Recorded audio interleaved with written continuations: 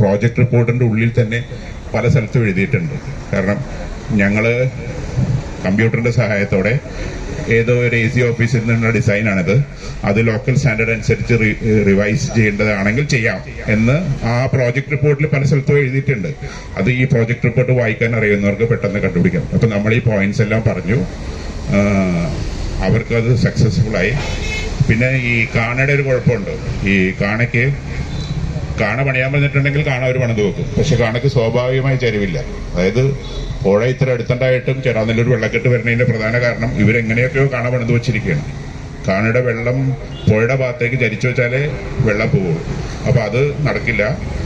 അതിന് NOC കൊടുക്കേണ്ടത് irrigation executive എഞ്ചിനീയറാണ്, മേജർ ഇറിഗേഷൻ എക്സിക്യൂട്ടീവ് എഞ്ചിനീയറാണ്. അപ്പൊ അദ്ദേഹത്തോട് പറഞ്ഞു ഈ കാണയുടെ ചരിവ് പ്രോപ്പർ ആവാതെ ഇവർക്ക് NOC കൊടുക്കരുതെന്ന് പറയും. അപ്പോൾ ഇവരുടെ തന്നെ മറ്റു പല മീറ്റിങ്ങുകളിലും ഈ NOC കൊടുക്കുന്നതിൽ തടസ്സം വന്നാൽ കളക്ടർ നേരിട്ട് ഇടപെടാറുള്ളതാണ്. പക്ഷെ ഈ കാര്യത്തിൽ കളക്ടർ നിർബന്ധം പറഞ്ഞു NOC കൊടുക്കണമെന്നുണ്ടെങ്കിൽ